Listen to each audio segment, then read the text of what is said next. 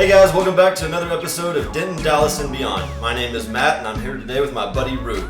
If you haven't already, please subscribe to our page and hit that notification bell so you never miss one of our future episodes.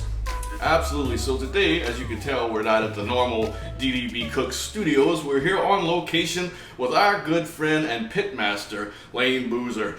Lane, thanks for being on the show, buddy. Man, thank you guys for having me. This is exciting. I can hardly wait to see what we're going to get into because I've known Lane for a bunch of years, and what I know most about him is that he loves great barbecue and he knows how to do it correctly.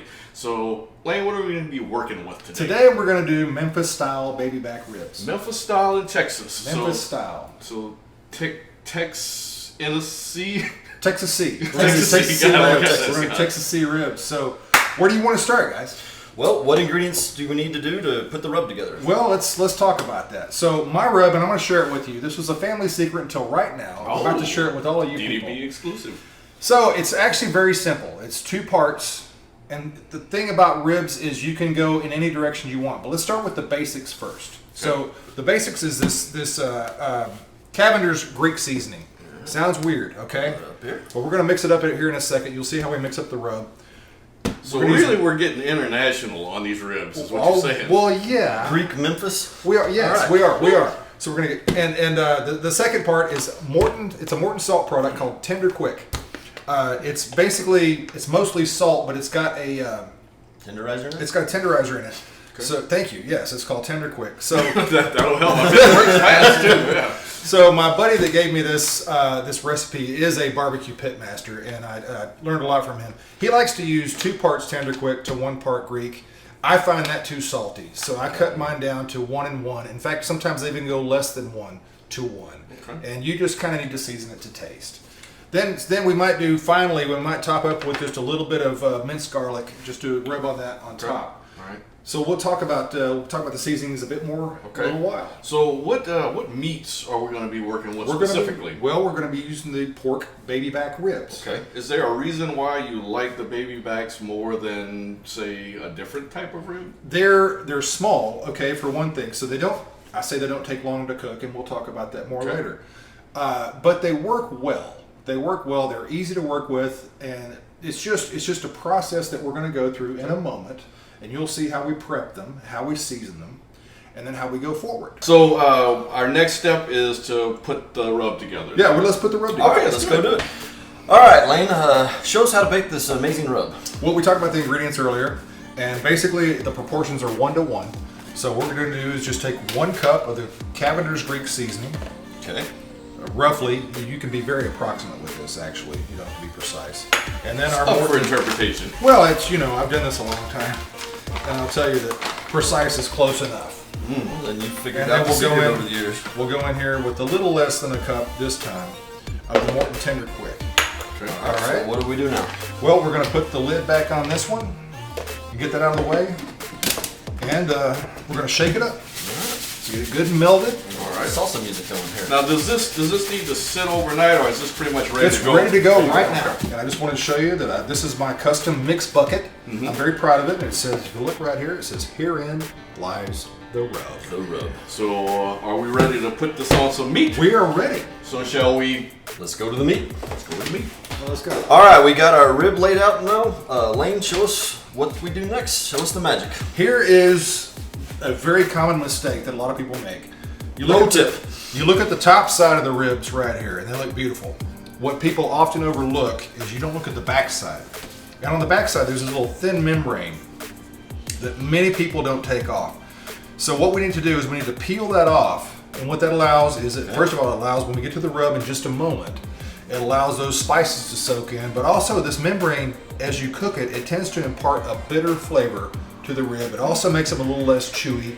And a lot of people like the rib to just fall off the bone. The membrane stops that from happening. So we're going to take that off. All right, let's How do we do that? So is there a particular technique that you like? There is. So let's just do it this way. Here's what my buddies who are better than me have taught me how to do. You just take a plain old paper towel like this, and you just grab it right here, and you can just pull the whole thing off. It takes a little bit of work and a little getting used to, but once you get it started, it will just peel right off. Let's start from this end. This maybe will work better this way. Because you're trying to get this thing to come off as one solid piece. Right? Yeah, ideally that's the way to do it. Here you go, like there that. We go. So you see, just peel that thing off, and a paper towel helps grip, because your fingers are often not as sticky, but it just pulls off just like that. There you go. Okay, and we got a little bit left, so let's get that off. Okay. So let's take this one last little bit off right here. So I mean, we're really taking a lot of time here to make sure that the prep of this is Well, correct. that really wasn't that much time. Yeah. So all right, so now we're ready for rub. Okay. So I'm gonna sprinkle this on there for you. That's good because I got my hands all dirty. That's So all right. just sprinkle it all up and down there, and it's very simple. So all you do is just move it around, just rub it in, just like that. Okay. And now, Give me one more, Steve. Does the salt help to break this meat down a little bit too? Well, that Tender Quick product that I showed you a minute ago, it actually does. It actually tenderizes a bit. Now on the backside, I don't know if the seasoning is so important, but when we cook them, we'll talk about that in a minute. I think it does matter. Let's just coat it all. Okay. Why not? We're here. I ain't scared to dump it on That's there. good. That's good. So that's it. All right. And then we just rub them. And then here's what we do, guys. All right. You're about to ask me what's next, right? Oh, you know it. Wondering when you were going to put the garlic on. Well, right now would be a good time. So, Okay. Matt, my hands are dirty. Could you just drop it on there? So, garlic is a component that is optional. I like it. Ooh, it's not Oh, optional. it is not optional. You must have garlic. But we used a minced garlic. It's just out of a jar. You saw the jar a minute ago. And just rub it in there. It's got some oil in it as well. That's nice. And, you know, you could really add any other component you like. Let me have a little bit here, Matt. Gosh, that smells You great. can go a lot of different directions with baby back ribs. I like garlic. I like it a lot, and so I like to use it. Some of these we'll leave without the garlic. Some will use other spice components in them. How many of these do we have working for A tomorrow? lot. Lots. I think we have 18 racks over there. It's going to be a fun party. So we're going to do this 18 more times, guys. Y'all want to stick around for that? Probably not, but I will tell you this. So as we have gotten this setting with our rub on there, how long does this need to be on there before it's ready to really put on a pit? That is a great question. So technically we could go on right now. Okay. But we're not going to because I like to let the flavors meld. Okay. So what we're going to do is we're going to wrap these all up individually in saran wrap. All right. And then we're going to put them in the fridge or a cooler. Okay. Or I don't know, something cool. And Not room temperature is what you're saying. well, One of those cold boxes that them So fancy people in the city been telling us about. One of them. So in the morning, I'll put these on about 7, 8 o'clock in the morning, and they need to cook about 5 hours. We're going to talk about the cook a little more in a minute. Sure. But what I'm going to do is, to answer the question, let the flavors meld overnight. All right. Let it effectively marinate. Even though there's no liquid, we're going to just let it meld. We're gonna let the quick tender do its job. Right. Yeah. Right. Okay. And Sounds great. that's how we go forward. So the next step is going to be to refrigerate. We're going to wrap them, refrigerate, and off we go. All right, let's get the wrap.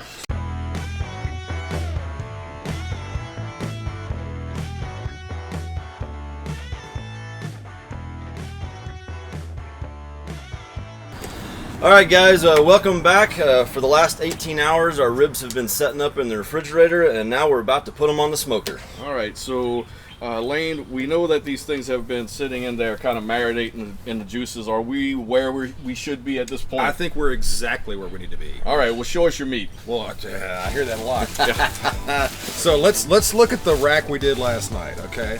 That's this one right here. Got all the saran wrap. It looks ugly right now, but trust me, give us 5 hours from right now, and this is going to be the most delicious thing you've ever tasted in your life. Can hardly wait. Just a recap, guys, to remember. So we did the rub, the special rub. I gave you guys the recipe, and on this particular rack, we did some minced garlic as well. Now, And it smells wonderful. doesn't it? Doesn't it smell awesome? So what we're gonna do, we're gonna cook on a wood-fired smoker. You can also cook these on a charcoal grill. You can cook these on a gas grill. You can cook them in your oven. There are any number of ways to do it. We have a big giant rig you're about to see in a minute. and that's how we're going to do it. All right, so you talked about the smoker. What temperature are we cooking? We're going to cook about 250 to 275 in that range. Okay. It varies a little bit, but stay in that range, you're going to be okay. What kind of wood are we using today? Today we're using oak, but we're also using charcoal. Okay. And the reason for that is, Matt, wood, believe it or not, can get too smoky. Charcoal will give you a cleaner burn, so believe it or not, too much smoke can be too much smoke. So we use charcoal as a supplement, use about 50-50 wood, 50 charcoal, and that's how we do it. Okay, so you said about 5 hours? Well, not only 5 hours, but we're going to break that up. We're going to do 2 hours naked, 2 hours wrapped, 1 hour again naked, and we might baste a little bit. Okay. We'll see. We'll decide when we get there. All right. Well, let's go to the smoker. Let's do it. Let's go.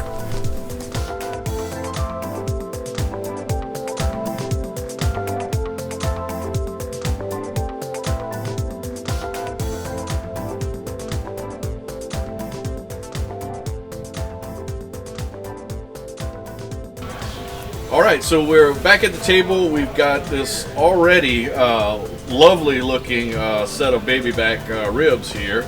It's got a nice crust forming on it. So now what are we doing with this thing, Lane? What we're going to do now is we're going to wrap them. Okay. We're going to start with this one. We have a lot more on the smoker. You may have seen in a previous shot. Yeah. We have a lot. Yeah, a lot. Only about 100 pounds. So, So what we're going to do is normally that we're going to still stay with the 2-2-1 cooking method. We're going to cook for 2 hours, wrap, put them back on for 2 hours, wrapped, come off, unwrap them for another hour. Okay, now today we're going to do something a little bit different. Normally we wrap in foil, but we're going to try something different today. We're going to wrap in butcher paper just to see if we get a different result, because we haven't tried this before, but we're also going to wrap some in foil. okay, so let's think about this for just a second, because you know, I know that butcher paper is a common thing to use for barbecue, and so is aluminum foil, but what are the real differences, or how might it affect the overall cooking? That's a great question.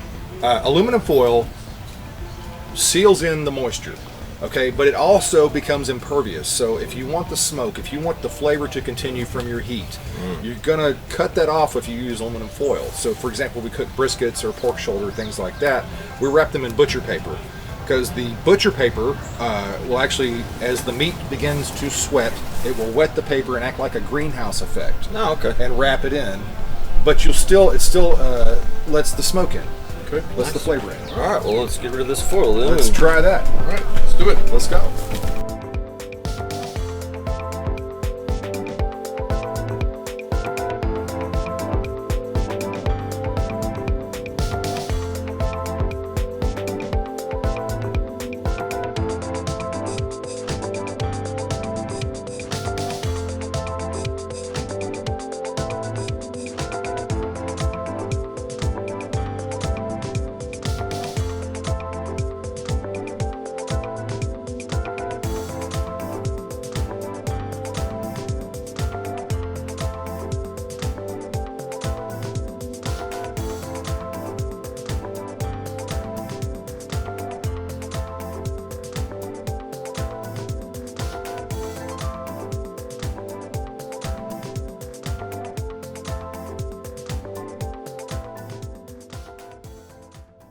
All right, so we are back a few hours in the future. Right now, we have taken the ribs off. We've got our 2 packets ready to be opened like a meaty Christmas, like it's going to be a wonderful time here. God, I hope so. I hope so too. So the big reveal is coming right now. So let's do it. Now, where do you want to start?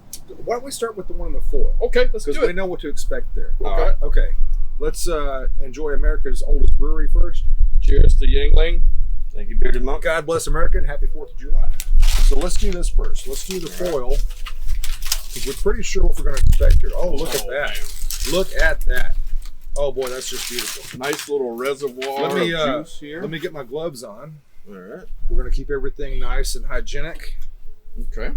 before I touch anything that we're going to ingest. Oh man, that smells Yeah, great. I wish you could smell this. Ooh, it is really lighting up all of the nose. I got to tell you, it is really lighting up, but I'm looking forward to the next one. Okay. I really am. With the garlic, yeah. Oh, boy. All right, so Is there a specific technique for cutting ribs? You know, you just want to get between the bones. It's really that simple. There's really no specific. Well, do you cut this side or do you cut the back side? Which one's easier? Well, you cut across. You cut them. Look right here, just like that. All right. You get in there. Where is it? There it is. There we go. There it is. There it is. Woo! Holy. There is a vast amount of juiciness that is coming out of these ribs right now. It looks great. Great bark on them. And again, the smell is very, very pleasing. Got some flies in here. Where's that other one? There it is, right there. Right there. Sometimes that bone gets squirrely. Where are you? I know you're in there. There it is.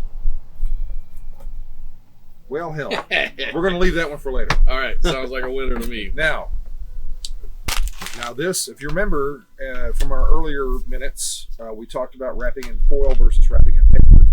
The paper wrap actually was an experiment because this is how we wrap our briskets and our pork shoulder. And we talked about the reasons for that earlier. This is the first time we've done it with the baby back ribs.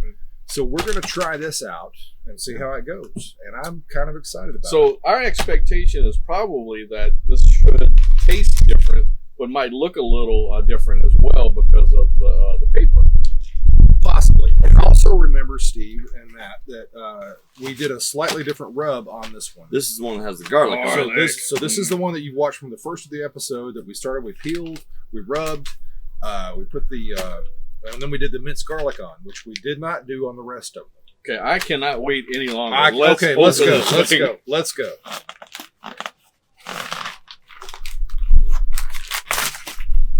All right, we'll get that out of the way for you. Oh boy. Oh boy, look at that. Oh boy. Oh my goodness. It already is inflating my ego. So I can say, pull that out, please. Just as an initial impression, the meat looks a little more crusty on the outside than the first one that we did.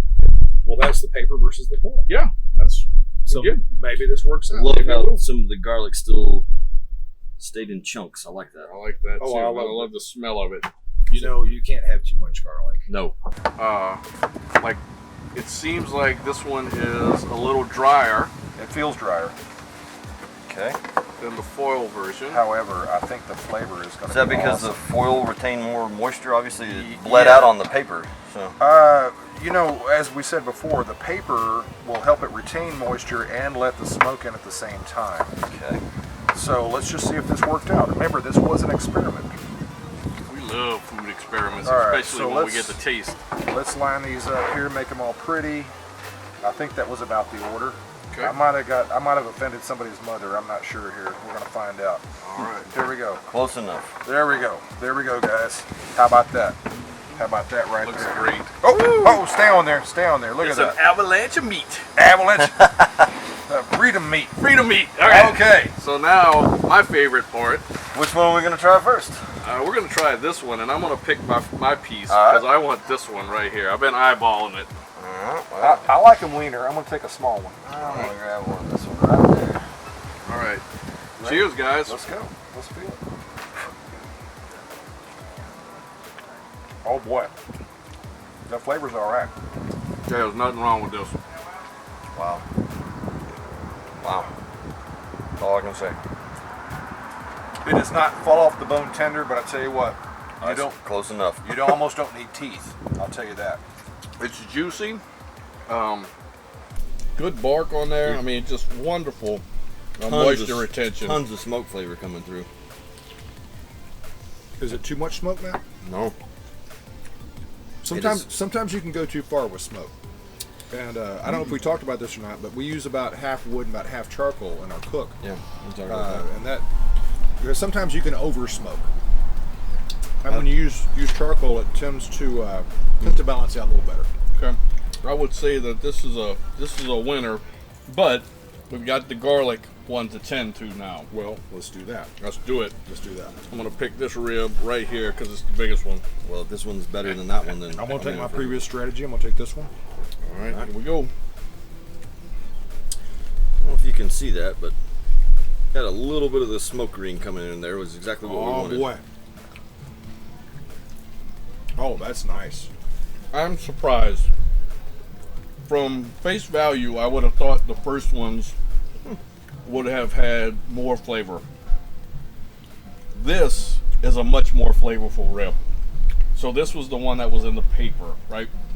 I think paper is your go-to going forward. I have to say it is a little drier, so there's not as much moisture retention.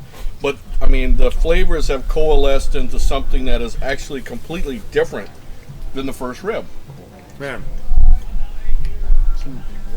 The flavor, Those chunks of garlic is on top just are amazing. money. It's just amazing.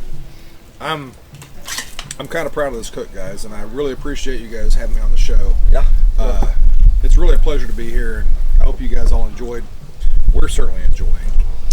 And Matt, where can they find us, buddy? Absolutely. Do not forget to go to Denton Dallas Beyond YouTube channel. Hit the subscribe button and hit the notification bell so you don't miss any of our future shows. And if you want to get in touch with us to tell us a little bit about your feelings about the show, you can reach us at 940-320-9097 or at info@DentonDallasandBeyond.com. We are very grateful for all the people that have been subscribing to the page, and we hope that your sautés and sauternes turn out perfect.